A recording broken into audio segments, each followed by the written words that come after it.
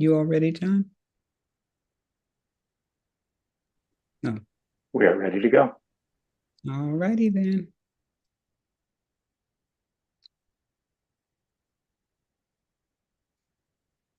Good evening, everyone. Good evening this Sunday, October 19th, 2025.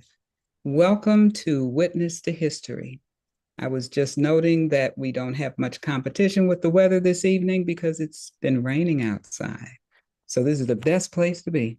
This is the best place to be. I want to welcome our guest this evening, Allie Black. How are you, Allie?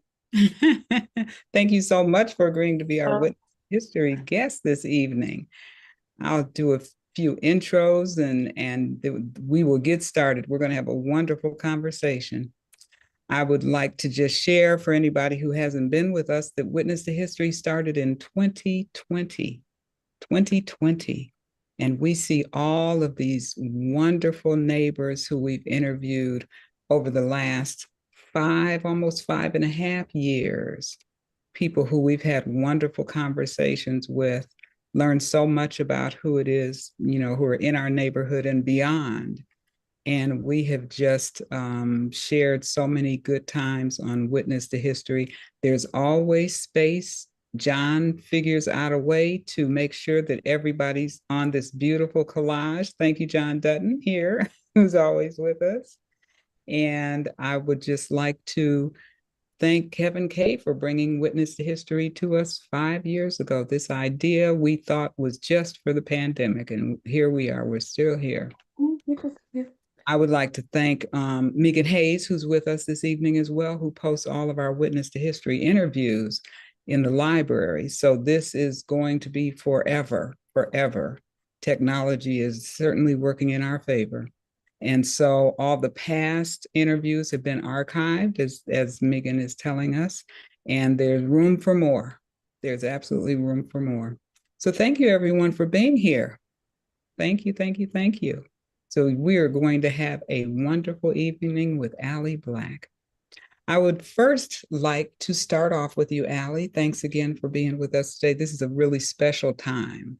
It's a very special time. I want to congratulate you, first of all, for being a winner of the Cleveland Arts Prize this year, 2025, the Emerging Artist Award. And so, just to start off with our conversation, I want to start with important information because this is a news flash. The annual event is coming up this week, and as everybody can see here, Allie is one of the recipients of the Cleveland Arts Prize, this prestigious prize that has been around for 65 years, that is recognizing the best that we have here in the Cleveland area in our artist community. So tell us, Allie, a little bit about the Cleveland Arts Prize and tell us how it is that you are one of the people who's recognized this year. What was that process for you? Well, first, thank you so much, Dr. White, for having me, and thanks to all of you for being here. I appreciate it. I appreciate the invitation. Um, so the Cleveland Arts Prize, I mean, it was pretty simple, like the process. I simply submitted work, Mm-hmm. a few poems, and then I think I had to submit like an artist statement. Mm-hmm. So talk a little bit about the work that I submitted. Um, I can't even remember when that was, but maybe it was like a year ago, a little less than like it took about a year to find out from the time that I applied to the announcement of me being the recipient of the prize. I had applied a couple years prior and didn't receive it. Maybe 2 or 3 years before becoming a winner. And so it was, it's always nice to get the call that you won something that you have been, striving to be the recipient of. So it was a nice call that I received. Wonderful. Well, if it took a year, obviously the fact that there are so many people who apply, first of all, and the jury and different people who are on the jury or the selection committee for the Cleveland Arts Prize is, I'm sure, vast, very competitive, very competitive. So again, congratulations, Thank congratulations. you. Thank you. Yeah, when I got the call, the woman who called, she said it was a very competitive year, and she kind of made a, I don't know if it was a joke, but she said something that stuck out, which was, yeah, you even impressed all the white men on the panel. Okay, what does that mean? But yeah, she did say it was very competitive this year, and there were hundreds of applicants. So, Wow. it was it's nice to be recognized for your work and to be at it for so long. Mhm. I appreciate it. I appreciate the recognition. Yes. So, and I know that it's open for everybody to attend the annual event. It's not something that everybody is familiar with, but many people who are familiar with the Cleveland Arts Prize are going to make sure they come every year. It's a very prestigious prize, and it's really wonderful to attend because we see people we're not familiar with, Hmm. in the greater Cleveland area, and the vast, artwork that people do in Cleveland is just unbelievable. So if people are not familiar with it, it's Wednesday, October 22nd this year, and it's an annual award. So they have different categories, and you won in the Emerging Artists Award. I think there are only three of them actually, as there's a Lifetime Achievement Award and others. I was reading about some of the other recipients, but I was mostly focused on you. And the fact that Thank you are you. a neighbor right here in Moreland. So what was some of the work that you submitted? What was it that you focused? So I have a new book that came out in April. It's called We Look Better Alive. It's a full-length collection of poetry. And so the, 7 or 10 poems that I submitted all came from my poetry collection. And, most of the poems that I submitted for Cleveland Arts Prize were very much about poems that relate to my mom's passing. I write a lot about my mother. She passed away in 2014. Mm. So I submitted some of those poems.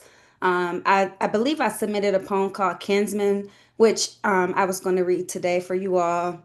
But I wrote that poem, I think back in 2017, but it's one of my favorite poems, just because it's talking about the violence against young people in our city. And it's sort of an elegy to a baby who was killed by a stray bullet. Her name is Avia Wakefield, Mhm. right here in the Mount Pleasant neighborhood.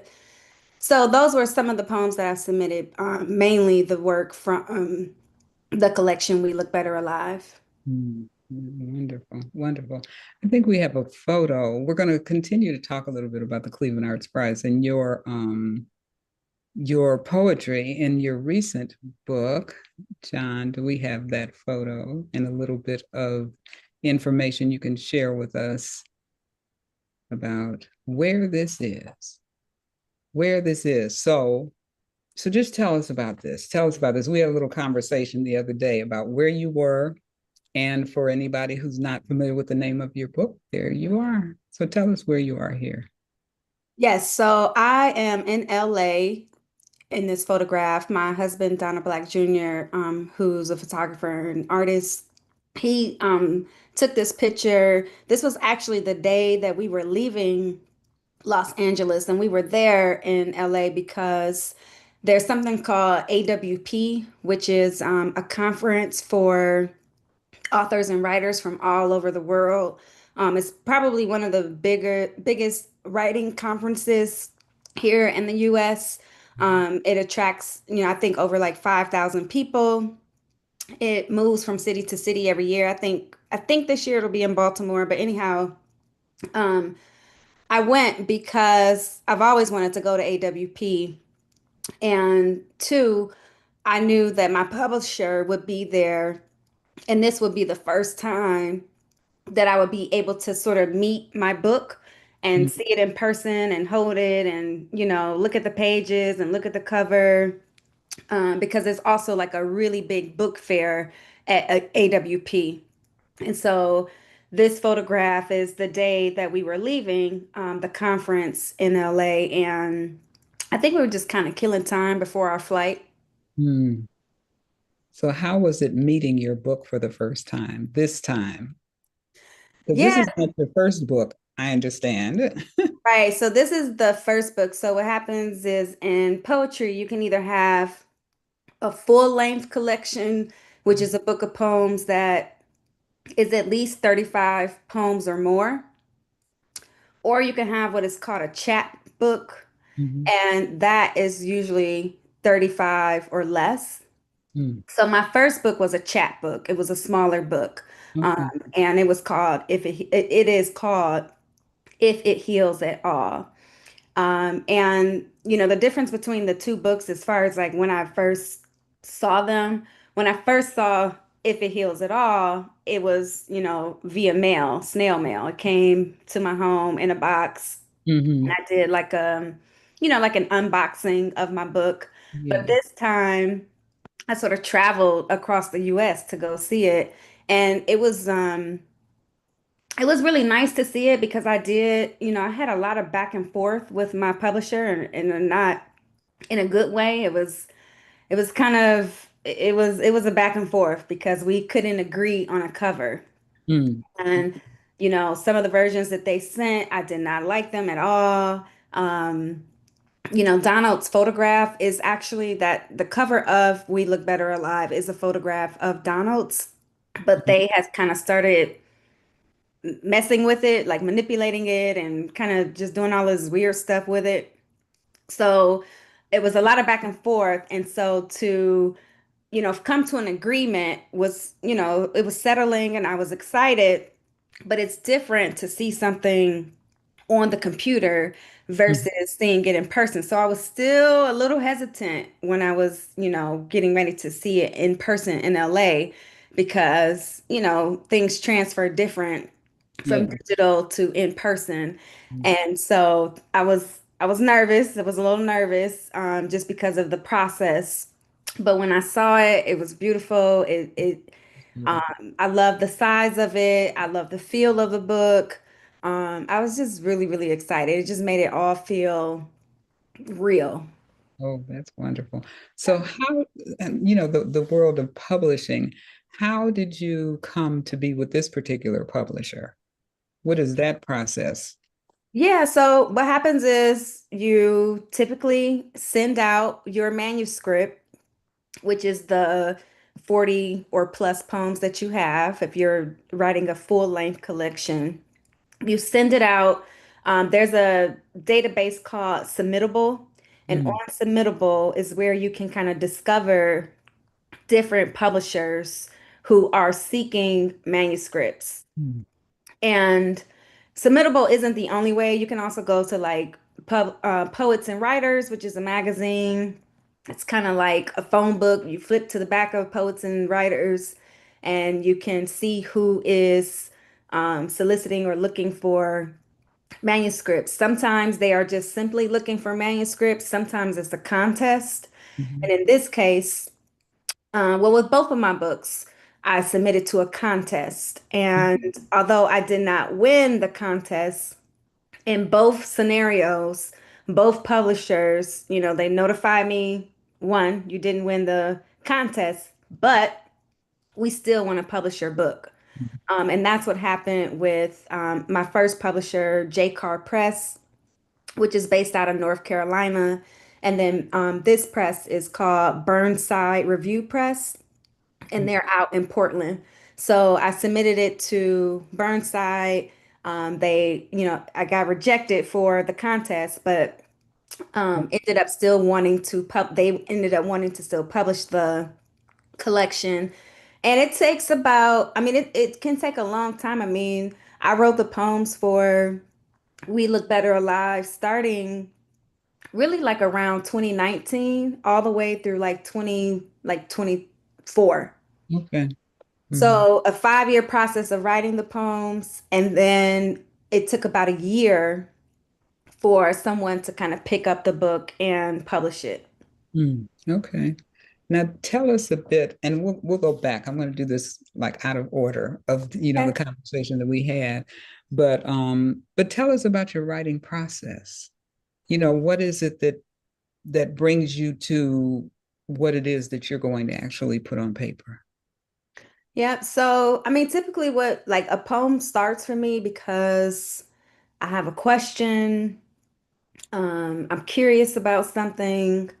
I want to relive a memory, or I want to document a Mhm. memory so that I don't forget um, what that memory or experience was like.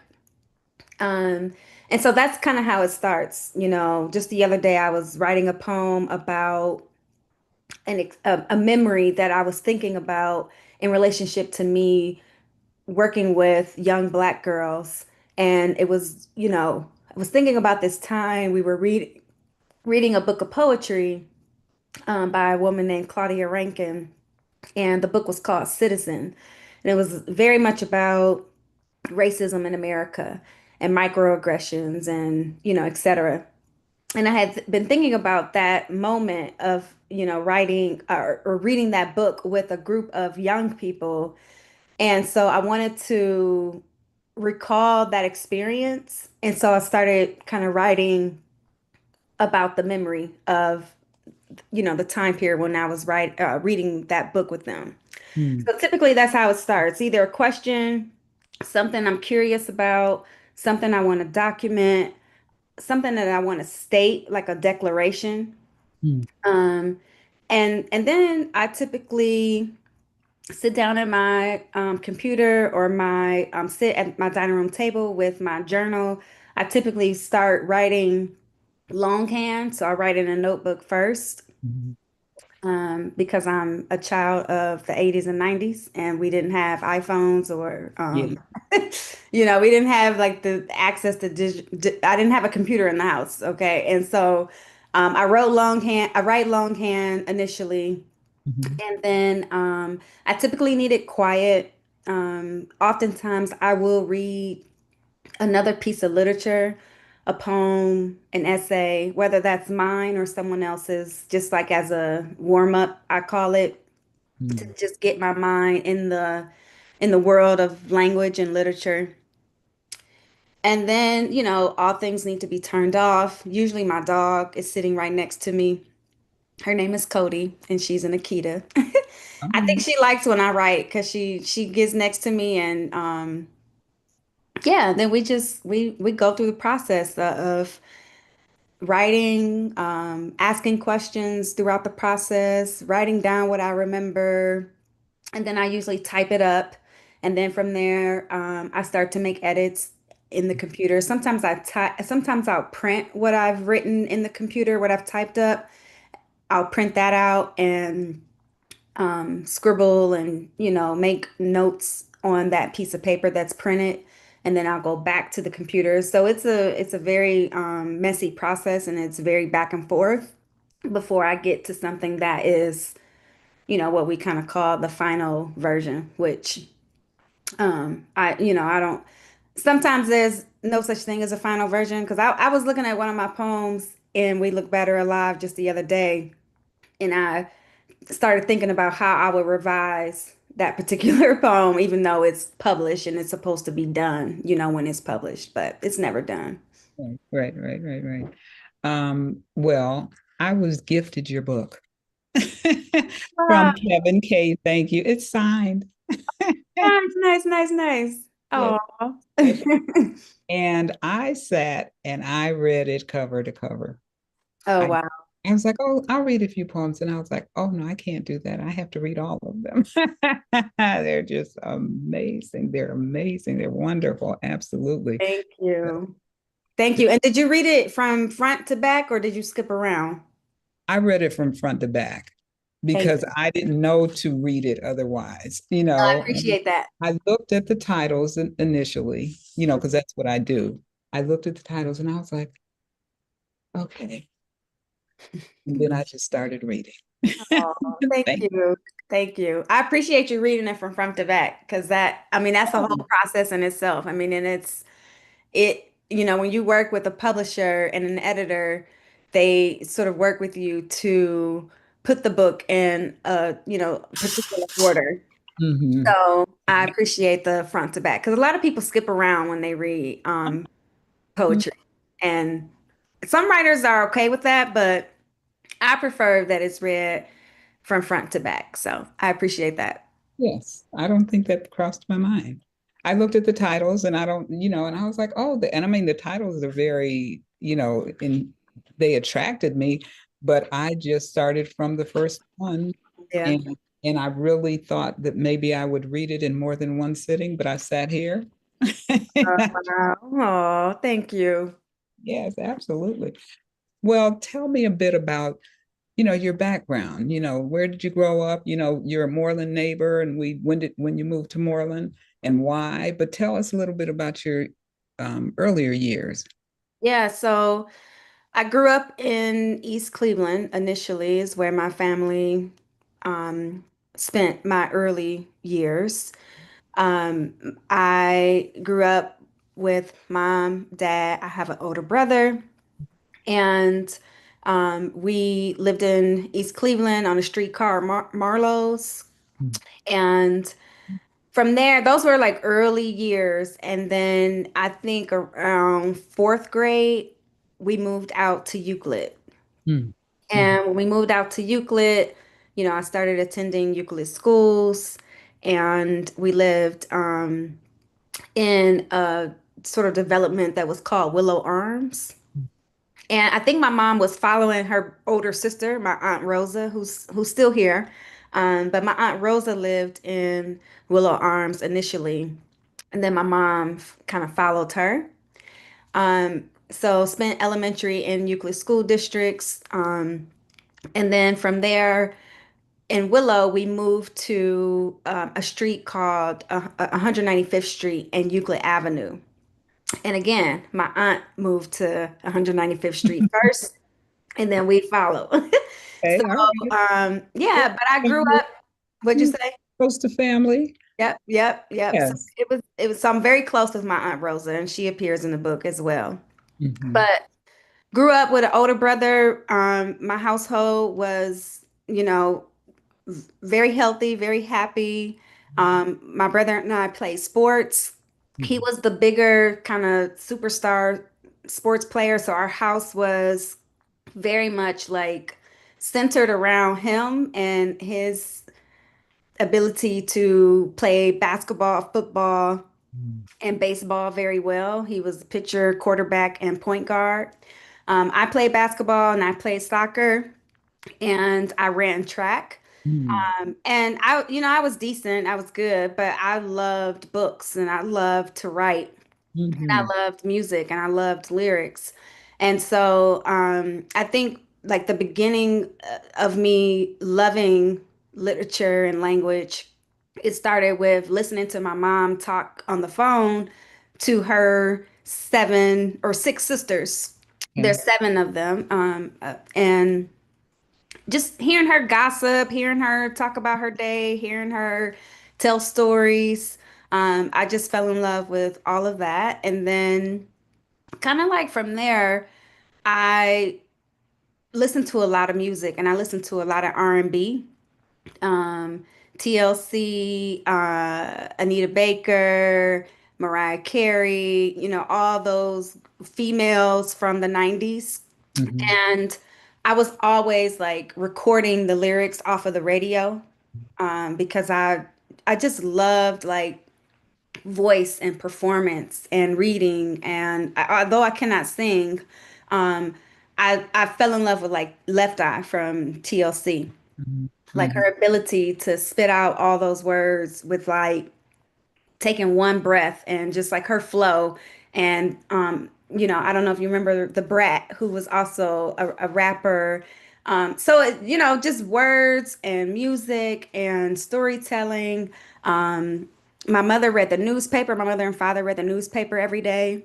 So that was my entry point in seeing them read.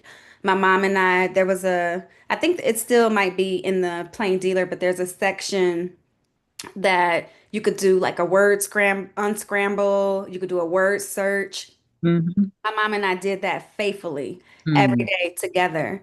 mhm, And so I still love doing unscrambles. I still love doing word searches. And so from there, I was in school. I had a teacher, a black teacher. Her name is Miss Marshall. She read to us every day after lunch. Don't remember the name of the book. Couldn't mhm. tell you anything about the characters or the plot of that book, but the way she read, I fell in love with the way she read. Goodness. She was just like this dynamic reader, and I Mm, loved, loved, loved all of that. So I started writing my own poems, started writing my own songs. I had classmates who I thought read very well. mm, So I used to try to master reading very well, like with the excitement, with curiosity, following the commands of the punctuation, the question mark, the exclamation point, slowing down when there's a comma, stopping at a period, having excitement, all of that. I was just all into it. I used to practice in the mirror, trying to read well and trying to read with like conviction and purpose and beauty. And yeah, so then I started writing my own poems, and it got to a point where by the time I got to high school, I submitted a poem. No, I submitted two poems for the Plain Dealer. They had this section in the Plain Dealer called Next, mhm. and it was for young high school writers. So I first published two poems in the Plain Dealer, like back in the early or mid 90s. Oh my goodness. Oh Yeah, wow. like 19, probably 95 or something like that. Everybody was still getting a real newspaper. Yeah, yep. Still getting that newspaper. And then I had a friend, like what really kind of unlocked everything for me was my next door neighbor. His name is Jonathan. He stole a copy of Nikki Giovanni's her selected poetry from the school library for me, and he gave it to me. Mhm. And after that, I was just like, oh, I have to be a poet. And it's just everything just unlocked for me after reading that book. I was learning about history. I was learning so much about like Black womanhood. She was funny. And she was Mhm. doing stuff that I was just like, oh, wow, I did not know that this is what poetry could be. Mhm. So from there, I knew that I would go on to When was college. that? When did he give you that book? 1997. Okay, were you I was a junior in high school. in high school? Okay, Yep, I June. was a junior in high school. Mhm. And then I went on to college to study English language and literature. Got a degree from the University of Toledo. I had a concentration in poetry. And then I was also kind of playing around with journalism. So I have a dual bachelor's degree in communication. Um, and then from there, when I was at the University of Toledo, I became president of the Black Student Union. I was a columnist for our school newspaper. And during that time, I was bringing in a lot of authors Mm. Oh, nice. because I was the president of the Black Student Union. I had a budget. They said I could bring in speakers. So I brought in Nikki Giovanni. I Oh, brought wow. in Jessica Care Moore. And I had a chance to like meet some of my favorite writers Oh, wow. at time period. First time you had met Nikki Giovanni, did you Yep. tell her? Oh yeah, I told her the story about the book. I mean, I picked her up from the airport. She rode in my car. I asked her if like she really had Thug Life tattooed on her forearm. She raised up her sleeve and showed me. I was like, "Oh my God, I love you." We rode past a cabbage field and she was talking about cabbage and her growing up in Cincinnati, she was just like, it was a moment. Like, I mean, as you probably can imagine, Yes, yes, yes. met my literary like shero. So it was just amazing. I will always remember that. Um, Mhm. yeah, so then, I'm at Toledo, I'm studying poetry and I'm writing for the school newspaper, and I'm just immersed in craft and history and reading a lot of white dead white authors. But luckily I had my entry to Nikki Giovanni because that's how I knew about Amir Baraka, and that's how I knew about all these other Black writers from the Black arts movement, Harlem Renaissance. And Mhm. so I wasn't just limited to reading the authors that we were assigned to read, in college, which were typically, white authors who were not even living. Yeah, Um, yes, so yes. So with that, since we're talking about poetry, would you read one of your poems for us? yes. Yeah. Uh, So I I don't have my book up, so I'm gonna do something that I never do, which is read from my phone. Okay. All right. Which is okay, it's okay. So I'll read because most of these poems are about the women in my family, and they are very much about Black women. And my mother appears in quite a few of the poems in this book. I'm gonna read some mother poems. Thank you. And I'll start with the first poem, which is Completion. So it's the first poem in the book. Completion. Everyone keeps telling me my mother looked so pretty in her casket. They tried to reassure me the mortician did a good job. My mother looked better alive. She was her prettiest on holidays. Today at breakfast, an elder schools me on the beauty in death. I can listen for a long, long time. My grits turn my catfish soggy. Meanwhile, she tells me to see death as a completion, says it's the start of something new, then tells me a story about her grandson, how he looks so much like her son. Same long fingers, dark skin. Mm, mm, And then I was thinking about, mm, so I'm gonna read this poem that's mm, I always try to like read stuff that like is on my mind. mm. And lately what's been on my mind is trying to find something to wear to this ceremony on You mentioned that the other day. so yeah, so I've been thinking about that a lot. Okay. And um so I'm gonna read this poem that I really don't read Okay. too often, but it's called How to Steam a Polyester Dress. Mm, Sometimes I forget who I am and do things my mother would be ashamed of. Like, I haven't watered my plants in weeks. I see smudges on my mirror, and the travel size toothpaste is still in my suitcase. Once, I ordered a dress online and spent 2 days Googling dry cleaners near me. It's like I'm addicted to convenience, but I'm also good at pretending I can't do something.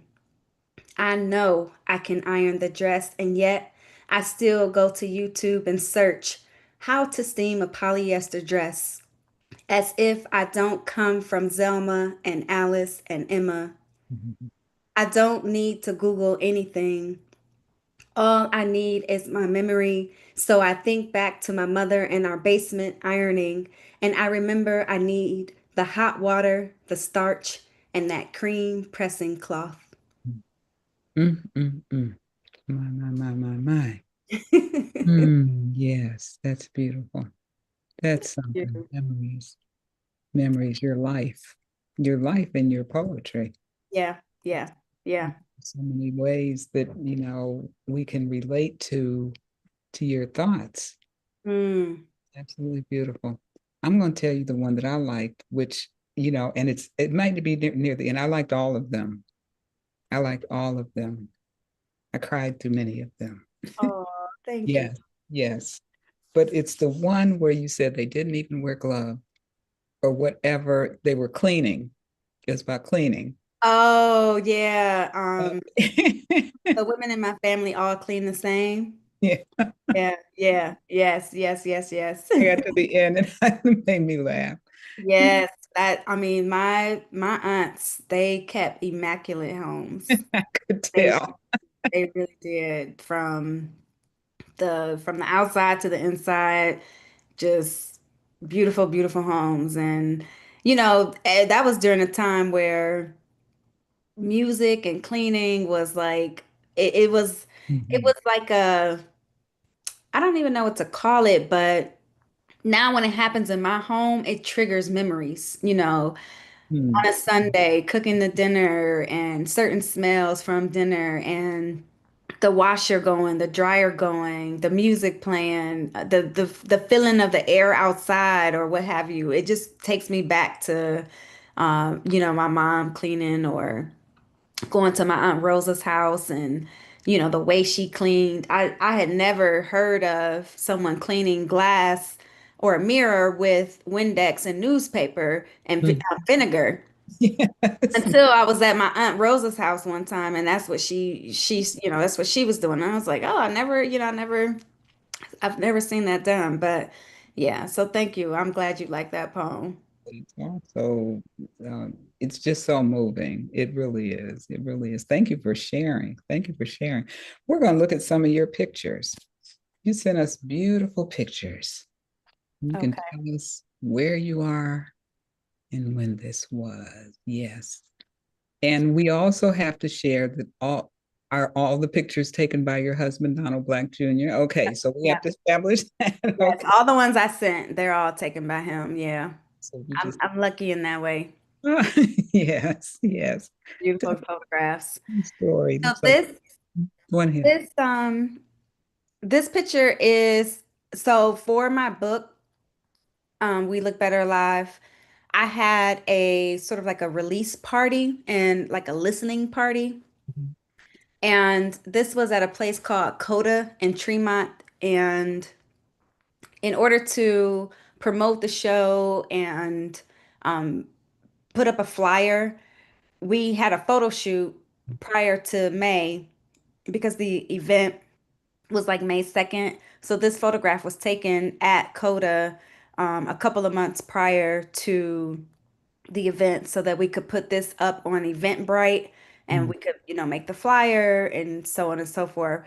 So it's a staged, I'm not really reading. There's no one there. But this is just Donald's really genius and vision of seeing lighting and knowing where to sit me and, all the stuff that I can't really articulate beautifully right now. But, he was like, here's how we should do the lights. Here's where you should sit, but that's what this photo is for. And it also appears if you go to my website, it's Mhm. also now the landing photo on the homepage Oh, okay. of On my the website. you- the lighting, the color is gorgeous. It's beautiful. Yeah, and Coda it's a very I love the venue. It's right in Tremont and it's in the basement of a restaurant called Dante. Okay. All right. We'll keep that in mind. What do we have next, John? Okay, and then this is a photograph because I love text. Mm-hmm. I can't I want to say this is an artist. I was in New York. Donald took this photograph. The artist, I believe her name is Barbara Kruger. I think this is her work. And so, I just thought this was a really, really, really dope space. And it just so happened that I have on a t-shirt that has text.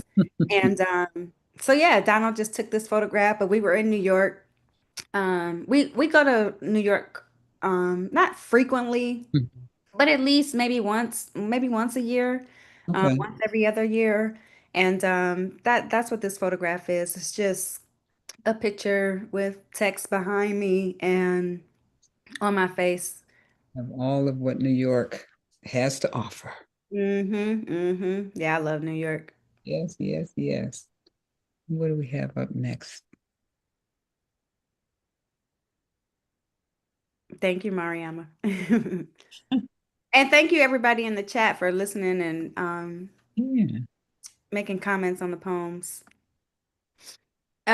So I think we talked about this one. I'm not sure where this picture All is, right.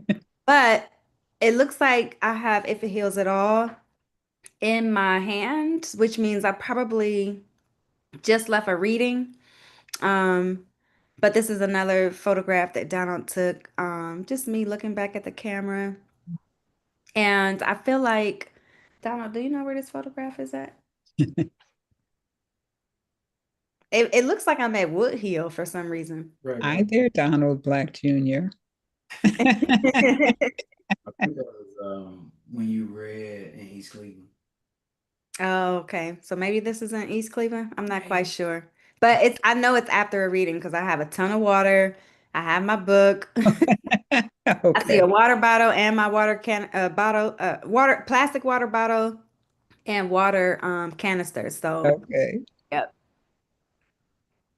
So you can do all those things you practiced when you were young and not, Yes, you yes, know, yes, yes, yes. Yeah, and when I was in college, I was on a slam team, so I did a lot of poetry performing and competition, and Mm, I kind of got away from all of that. I don't do performance poetry or slam poetry anymore. mm. But when I was in college, I was on a team, and we had a coach, and we competed. But it was also during a time where slam poetry was very popular. Yes, yes, yeah. We had a group at Cleveland State called the Black Poetic Society. Yeah, yeah. I remember them. Yeah, Yep, yep. unbelievable. It was just absolutely wonderful. And I think we have another photo here. Yes. Yeah, so this photograph is here in Cleveland. It's downtown. It doesn't look like I'm in Cleveland, but I am. I'm here in Cleveland. I look like I'm in London somewhere. Um, Mm, to me, it looks like I'm in London, but I'm in Cleveland. This was at a staycation. So mhm. we were right at the Nine down on East Ninth downtown. And just Donald seeing the lighting, taking this portrait of me, and Be an ad for whatever Cleveland tourism, or people in Cleveland. right, right, We yeah, forget yeah, that we can be the people who actually, come downtown and stay in a nice place and take advantage of the city. yeah. No, I love doing a staycation downtown because Right? you feel like you're out of town when you do that, and just like to get away and Mm-hmm. see what downtown has to offer. But we particularly love the Nine, so Oh, okay. a lot of times when we go, we just stay at the Nine. Okay. But this was in the hotel room of the Nine. That's nice. We were trying to figure out what that building is outside, but that's ninth and Euclid. Is that where it is? Is that where? Yeah, yeah, yeah, Mhm. yeah. We So I'm couldn't not figure sure it of out. that building. Yeah, we decided it was the May Company, but that was in the wrong location. So that was, yeah. Very funny. And then you are, Yeah, so that I think that's this year. I did a lecture at John Carroll University this year, so I talked to a classroom of um, creative nonfiction writers. So this was not a poetry workshop. It was a workshop on the essay, because I write essays too. But yeah, I was just at a class and Donald took this photograph right before the lecture kicked off. So you this is at John Carroll in one of those classrooms. have a very pleasant look on your face. I'm sure the student you were responding to was happy. Yeah, it was a really good conversation. I love talking to young people who are interested in writing. So Well, we're going to get to that in a minute. Yeah, because we'll talk about your work. We have one more photo that is, yes. display of your husband? Yeah, so these are all photographs that Donald took, and most of them, or I think two of them are like in a backyard Hmm. at I feel like one is in a backyard. Was it at a Tanzik? Mm. No. No, Um, oh, 79th, at a place called Deep Roots Gallery. Okay. And the one where I'm kind of like ha holding my neck, I'm Mhm. not sure where that's at. where we are right now. Oh, we're in the room. This, so Donald is telling me, see, he knows. I don't. He But said, he took that photograph in this room that we are in right now, which is the okay. room in our home here in Moreland. And I mean, that's just the beauty of and the genius of Donald. He can take a picture of you and make it seem like you are somewhere so fancy. It's in that room. But we are And in he the said bedroom that we've 70. turned into a studio room. Right, right, right. Well, then, with 79th and what? You were mentioning a gallery. Central, 79th and Oh, Central. 79th Yeah. and Central. That first picture to the left where I'm sitting, that is 79th and Central. Oh, okay. Okay. I mean, you all could really just, Cleveland, Cleveland, Cleveland. Let folks know that these are Cleveland pictures here. These are beautiful. These are beautiful. So I want to wait until we interview your husband, and I'll talk to him soon. But I just have to say that I drive down Kinsman every day. Okay. Oh yeah, so You can say, you see the picture. Oh, the pictures actually. But you yeah. saw the new one. Oh, yes. I Mhm. saw it. Donald Black Jr., you're there somewhere. I'm sure you can hear me. I We can was, hear you. yes, and and when we were talking the other day, and and the first time I saw it, it's just this building size. The building is at least 2 stories. I don't even know I can't even imagine how this happens. So I'm driving down Kinsman. I said, that wasn't there when I came down last time. And I drive down Kinsman every day. Hmm. And girl, Yes. No, it's a very beautiful, just striking, very striking. unforgettable photograph. And And if it's a you, black girl, and I'm all about black girls. oh boy, just beautiful. And if you have not driven down Kinsman, everybody who's online, it's at 135th. I think it's Yeah, 135th. yeah. And you're going, I guess, I don't West. even know, Yeah, west on. West. And that's not the only one. Yeah, yeah, yeah. But, So thank you. so I'm sure there's more to come. That one is just striking. It's beautiful, It is. beautiful. It Well, really is. let's shift a little bit to your career. Your career, of course, obviously you're a poet, but there's something else that you do and you've been inspired to do in your life. So tell us about the work that you do. Yeah. Data, what So you do. full-time work, I work with young people. My official title is the program director of the Aspire program at Hathaway Brown School. And that is a program for girls who attend not Hathaway Brown, which is a predominantly white institution in Shaker Heights. It's a independent school or private school. But the students in the Aspire program, they attend schools throughout Greater Cleveland. And the program is all really about access to quality education. And so the students, they're every year we accept 36 new students into our program. And Mhm. then those 36 students, they're fifth graders when we recruit them. And so after they finish the fifth grade, they come to this program Hathaway, I'm sorry, Aspire, and they commit 3 summers to the program. And then when they finish, they are going into eighth grade. Um, and then in the eighth grade, we help them start thinking about high school placement and where they should be thinking about where to go for high school.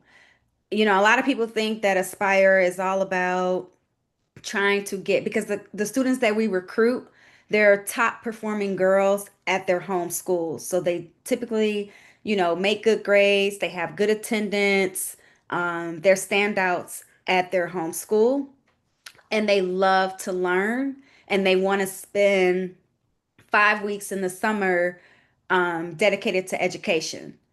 And so people think that we're trying to extract students from Greater Cleveland schools to make them go to Hathaway Brown. It's not that at all. Out of like the 36 girls, maybe four at the most that I've seen in my tenure as director, even go to Hathaway Brown. So it's not about getting these girls to go to Hathaway Brown. It's really getting them to start thinking about something that's really important, which is what high school is good for you, what's a good fit, and you need to start thinking about it as early as middle school, early middle school years. Mhm. And so I've been doing that now for 3 years. But my interest in working with young people, because prior to Hathaway Brown, I spent 11 years as the director of a program called Sisterhood. When I started off our conversation today, I was talking about reading that book, Citizen by Claudia Rankin, with a group of students.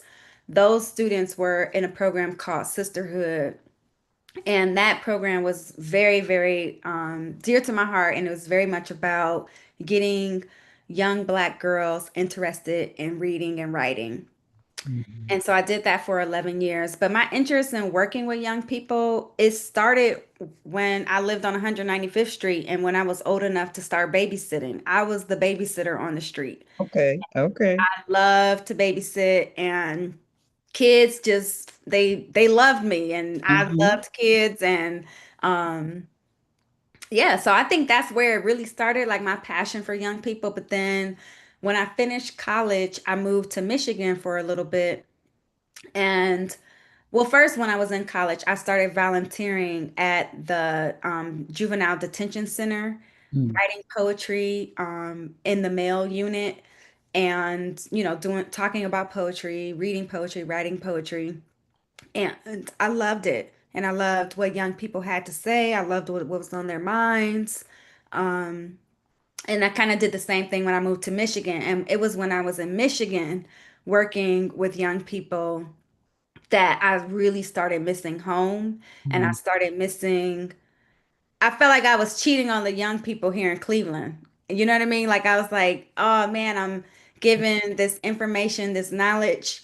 We're having this good time. We're talking about literature, but there's a disconnect because I'm not rooting for the Pistons. I Right, don't right. know the references. I don't know, what y'all are talking about. 6 mile, 3 mile, five, the location. I was like, I need to go home. Hey, come on home. So so I came home and started working with young people. But that's kind of the story of young people. And as a writer, some people are lucky to be able to write full time and get paid to simply write and travel. I'm not there yet, but that's a goal. Mm. So to have health insurance and to have steady income, Mhm. I work with young people full time. Yes, yes, yes, yes, yes. So often we know that talent leaves home. Yeah. Yeah. People will leave. They'll feel like they're going to be able to do or launch whoever they are, somewhere else. Yeah, I don't relate to that. I'm like, Right first here of in all, Cleveland. Cleveland is so affordable, Yes. and now we're talking about how it's going to be the destination city because of climate change. Absolutely. And I just love the underdog feel of Cleveland. I love that you have to have grit, you have to have perseverance, you have to have drive. Like to me, when people leave, sometimes I'm like, you couldn't fight through the tough fight. Uh-huh. You know what Uh-huh. I mean? So, Mhm. yeah, I'm probably here to stay. Well, good for us. I'm glad you're here. Oh, thank you. Yes. So does anybody have questions, comments? Anybody want to post anything in the chat? Any questions? Excuse me. We have Yes. Mrs. Hooper. Yes. Yes. There. Hi, Mrs. Hooper and Sam. Hi, how are you? Oh, Mm. We are just in awe. I'm just sorry about the short part of the beginning that we missed, but I am just so proud of you and your family, those aunts and your mother, and the encouragement that they gave you, and the fact that you stuck with it. And I'm just thrilled with what you've done Oh, and thank what you've done for other young people. you. It's just wonderful, and I thank you personally. Thank you so much. Thank you. I appreciate that so much. Thank you. Love what you're doing, Ollie. Keep it going. Keep it rocking. Thank you. Hey, Sam. Oh, somebody in the chat said, can you say something about Balance Point? Yeah, so Balance Point Studios is a nonprofit that Donald and I started, and it is everything that the both of us love, which is art, creative writing. Um, we work with the young men who ride bikes. It's all about helping other artists find their their journey as artists. So we do a lot of coaching or consulting with other artists, but the real focus for me at least is working with young people. So there's a program within Balance Point called The Most Promising, and that it's a creative writing program for teens.